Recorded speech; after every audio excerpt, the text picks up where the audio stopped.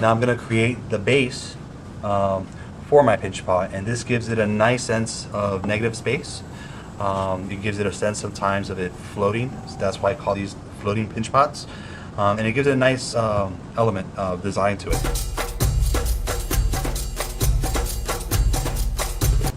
Now if you have a long pinch pot, you want to make a long base for it, and usually with 4 fingers, where if yours is more of a round pinch pot, 3 fingers or three stands would work. I'm going to go for the long one with 4 fingers in this case. And I'm going to start pinching, and for this I'm actually going to pinch all the way through and come out the other side. I'm going to pinch this so that the walls are not too thick, and create kind of like a cylinder shape.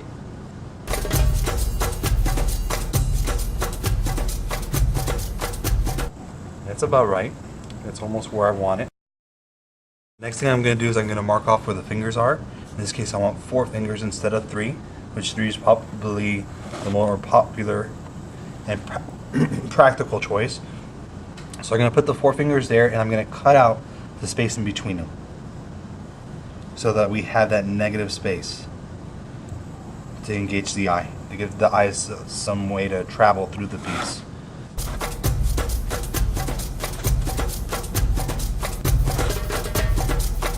Now I'm going to finish shaping it. You can see here that this is very different. This has angles, this doesn't.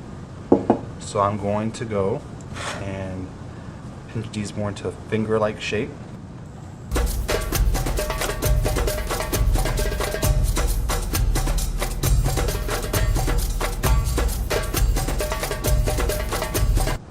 And I'm going to shape it in such a way where the walls slant outwards so that the light catches it. Or if it slants in, it'll be in the shadow.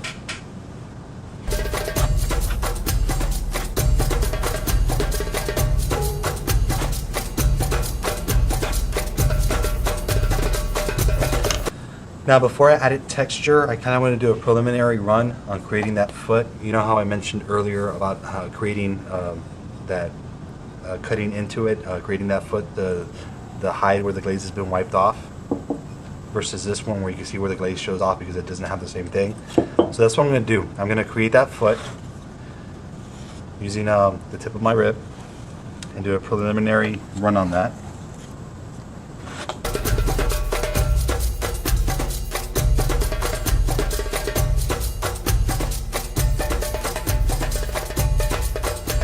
Now I'm going to add texture. Now there's a lot of different ways that you could add texture. You could add texture by getting a tip of a pencil, such as I did in this case. This is just a tip of a pencil, where I got that pencil and I poked it in the clay and I rocked it.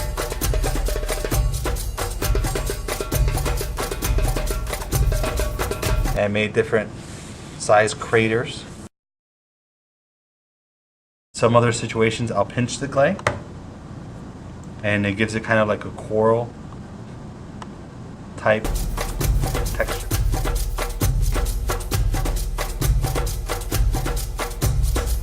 You can add lines that are horizontal to the ribs by rocking that rib into the clay. So there's an infinite way you can texture.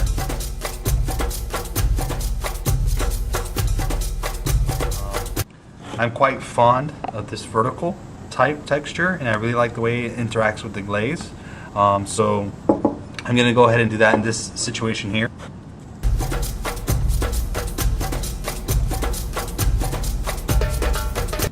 And I make sure I carry it all the way around.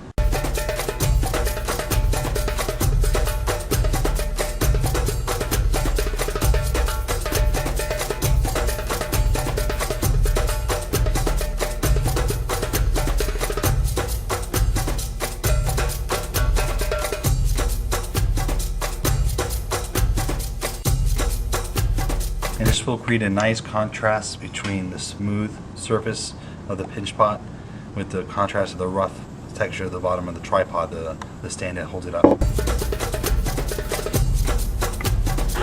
I'm going to set this in the shape I want. I'm going to let this leather harden a little bit and come back and clean that foot just a little bit more.